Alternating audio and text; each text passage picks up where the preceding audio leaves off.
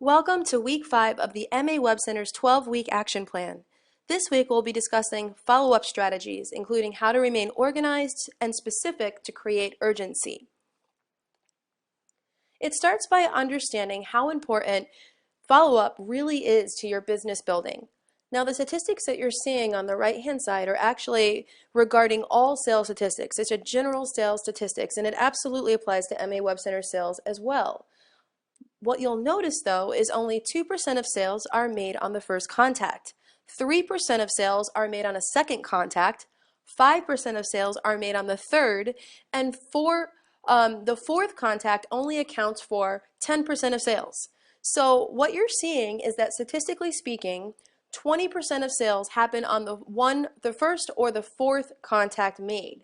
Now, 80% of sales that are created happen on the fifth or more contact. So if you've been prospecting and you're getting appointments and they're not closing or they're requiring follow-up, take a look at what it really takes to create a sale. It takes 5 or more contacts statistically. Will a website close on a first appointment? Yeah, sometimes it will, but most of the time it requires follow-up. Now, even still, with those kinds of statistics, 48% of salespeople never follow up with a prospect again. They make one contact and they leave it at that. That means that 48% of people make one contact, which means they have a 2% chance of success. 25% of salespeople will make a second contact and then stop. That means that 25% of salespeople get to enjoy the 2 plus the 3%, or a total of 5% of success. That's a lot of people that are not willing to make more than 2 contacts and fight over less than 5% of the available sales that are made. What you will notice though is 12% of salespeople make more than 3 contacts. So even if we're being conservative and we say 12% of the people are the ones willing to make enough contacts to enjoy 80% of the sales, that's a small portion of the people that are actually enjoying 80% of the sales that are made. So it comes down to this. If you're not willing to make follow-up, then these are your statistical chances of success. If you are willing to commit to a clear and consistent follow-up strategy, your chances for success increase dramatically to the tune of 80% or more.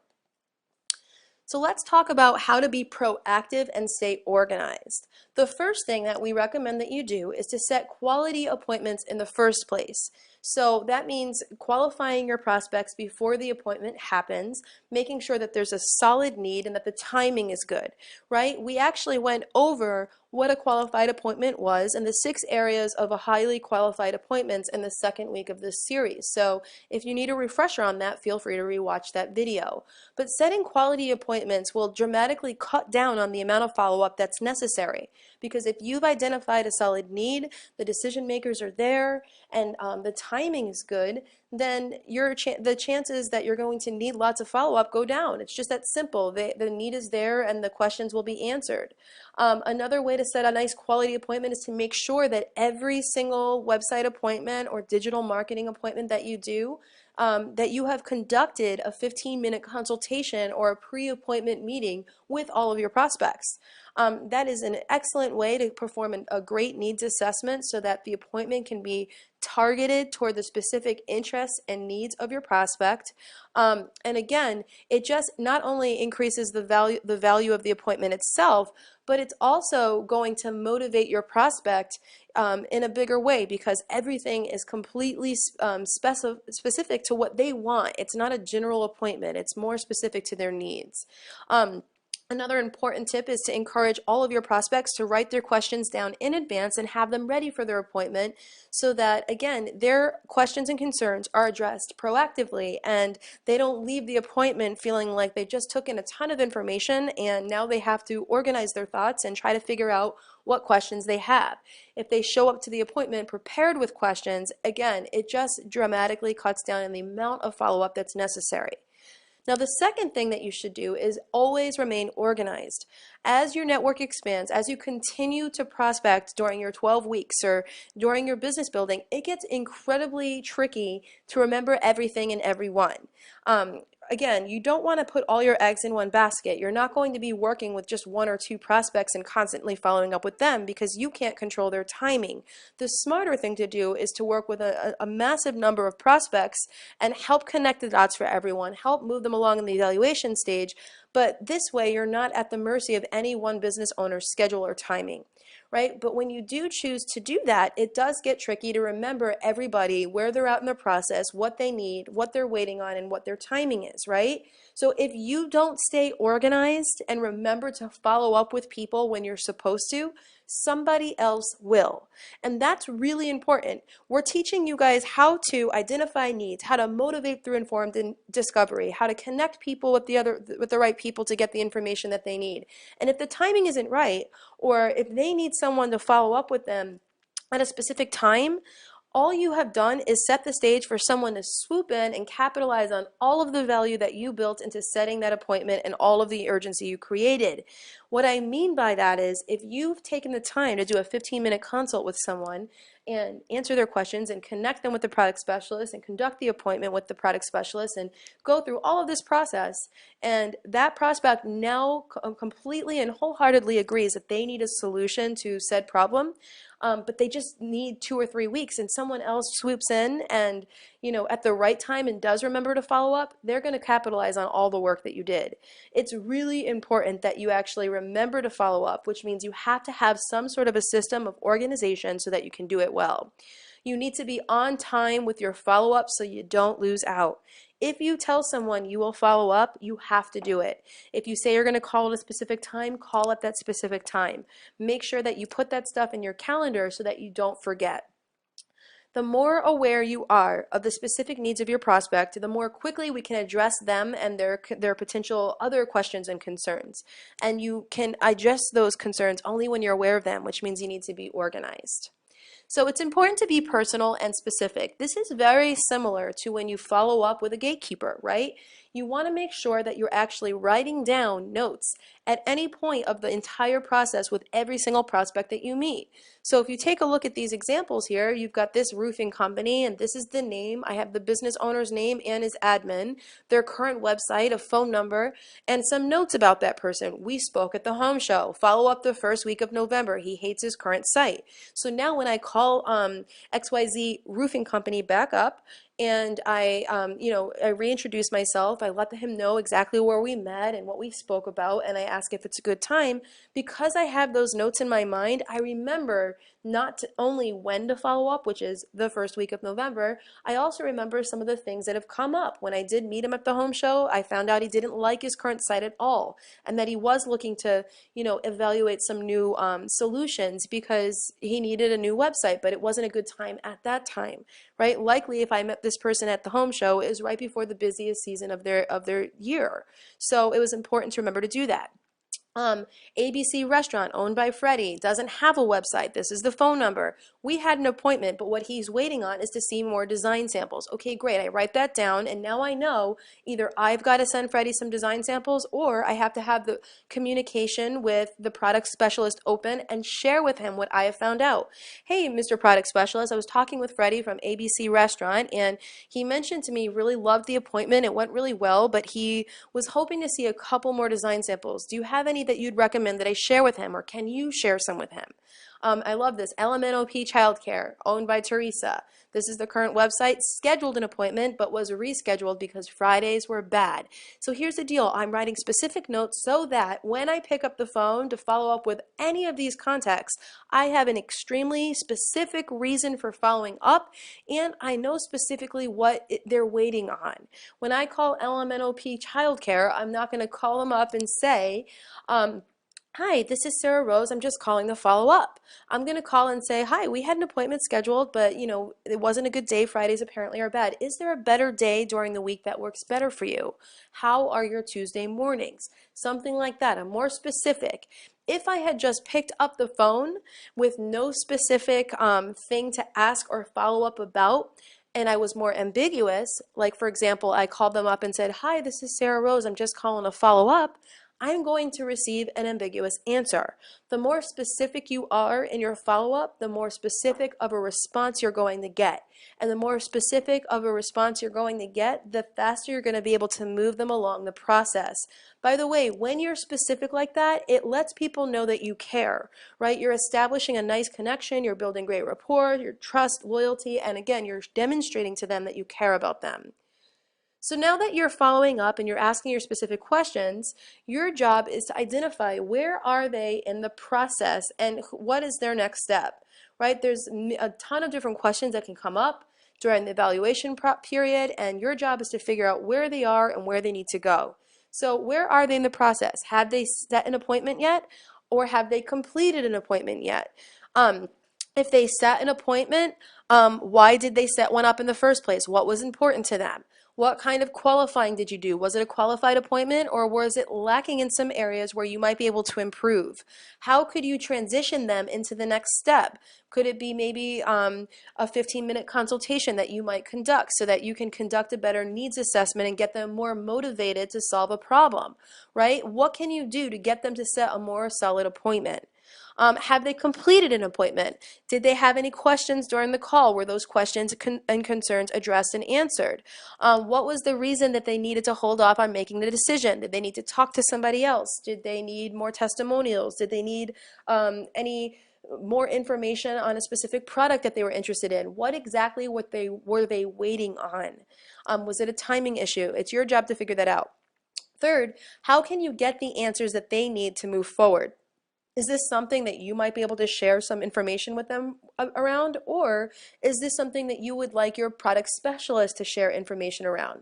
Which leads me to the next point. Who exactly will be handling the follow-up? Is it you, or is it your product specialist? If it's your product specialist, is there a scheduled time to follow up? Is there an approximate follow-up? And how can you best support that effort?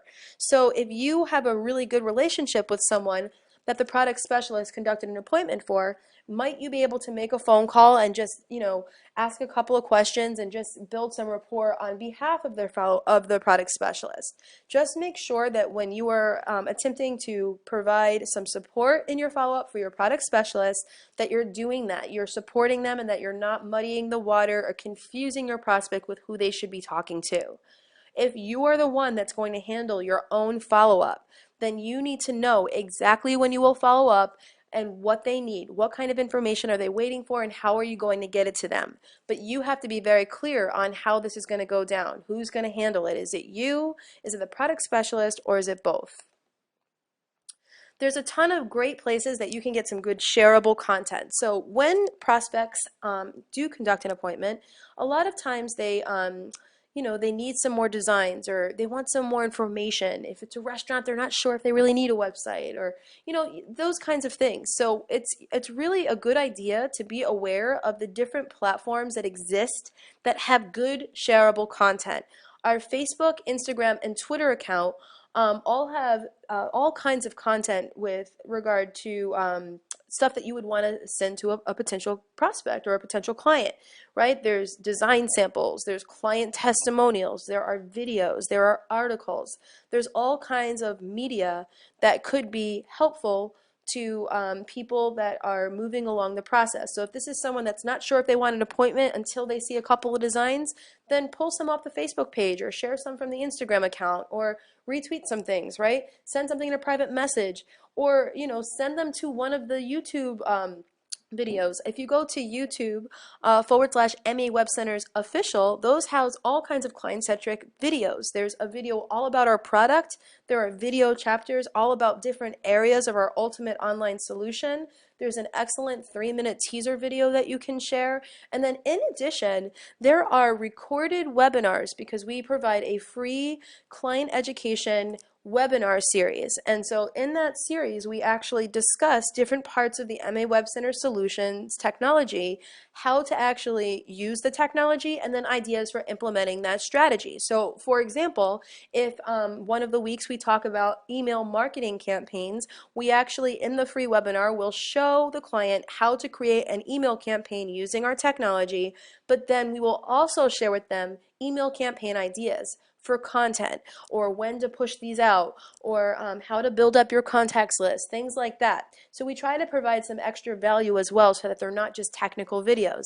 But those are great things to share with potential prospects if they're wondering what kind of support is there, or if they're wondering about specifically how difficult is it to use our system. Share some of those videos. The product website has a ton of information about our product and frequently asked questions and other multimedia that would be interesting for a prospect as well. mawebcenters.com. There's a client newsletter, a client-facing blog, blog.mawebcenters.com/blog, design center sample site, masamples.com, and of course our webinar series as well.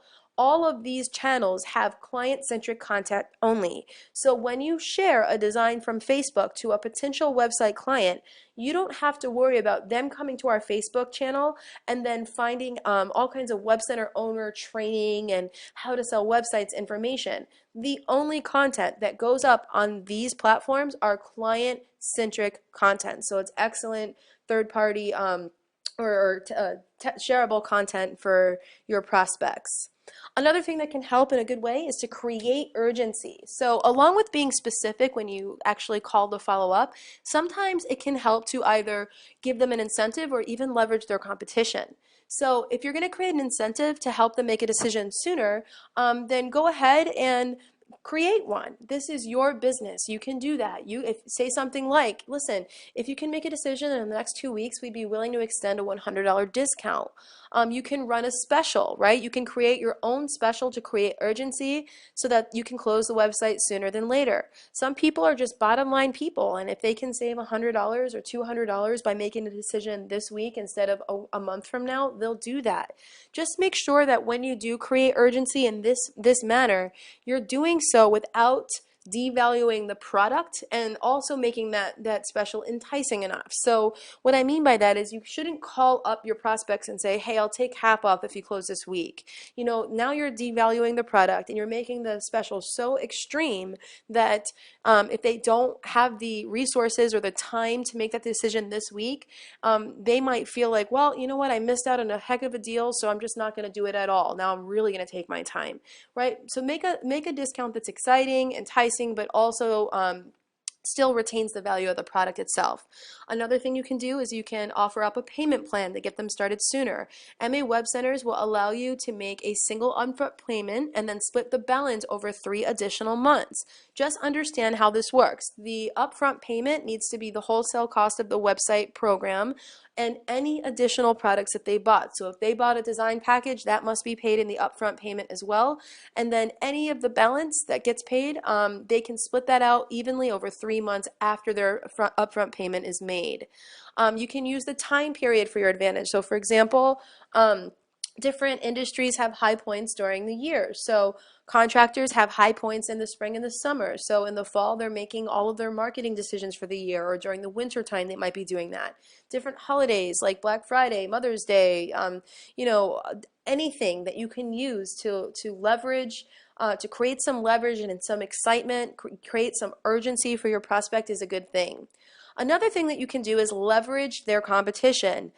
This must be handled very delicately. It's really important that you don't come across as aggressive or combative, where you call up and say something that comes across as you saying you're not as good as the competition. But you can lightly drop the fact that other people in their industry, in their area, might be showing up higher on Google or might have a nice new website. In fact, a lot of times that could even be your first contact. Hey, I was looking up your industry on Google and I found a couple of other companies, but I couldn't find your website. Have you tried looking into anything? What have you tried to get your website to show up? It gets them thinking about the lost business, right? The opportunity that they're giving away to their competition, all because they don't have their website optimized, or it's not showing up, or they're not doing enough with social media, or their website just isn't as good as they want it to be. So again, when you leverage their competition to create a sense of urgency, you just want to make sure that you're doing that in a friendly way and you're not doing it to coming across as combative. So this week's exercise is a massive follow-up effort. Now this is something that I recommend that you do every 5th week. So you do 4 weeks of solid prospecting, and then on the 5th week, Just dedicate all of your contacts every single day with following up with every single person that you have made contact with throughout your prospecting. So, who have you met? You're going to give everybody a status. Who have you contacted but did not create an appointment yet? Who do you have to follow up that falls under that status? That's status number one. Any of your prospects that you maybe have been playing phone tag with, you've left messages for, or they're excited but they haven't committed to an appointment. Who do you know that would fall under that status? Status two is everybody that was a no-show appointment. Who did commit to an appointment but didn't show up? Why didn't they show up? When can you get that rescheduled, and how can you avoid having that happen again? Right? That's status number two. Status number three refers to anybody that has had an appointment but that has not yet bought the website or MA Web Center's product. So write those people down as well. And again, what you're going to do in your exercise is you're going to label their status, and you're going to determine exactly the specific follow-up that is necessary to move them to the next point of evaluation. So if this is someone that you've contacted that didn't have an appointment yet, they are status number one, and the follow-up necessary is to call them back up, make a contact, make an actual connection, and get them into an appointment or into a 15-minute consultation. If they have seen an appointment, you would write that name. Status is number three. They have done an appointment. The follow-up that they're waiting on is maybe it's design samples. Write it down and create some notes. So this week is your massive follow-up effort. And by the way, you can apply this strategy to your follow-up Fridays as well. But again, it's important to do the follow-up. We call this kind of like a grand slam, right? The bases are loaded and you're going to bring them all in for a home run and get everybody else in as well. This is how you don't leave money on the table. It's really important that you have this crystal clear strategy for follow-up, and like you saw in the first part of the session tonight, it's not just a good idea, it's critical to your success. Thank you guys so much, and we'll see you for week 6.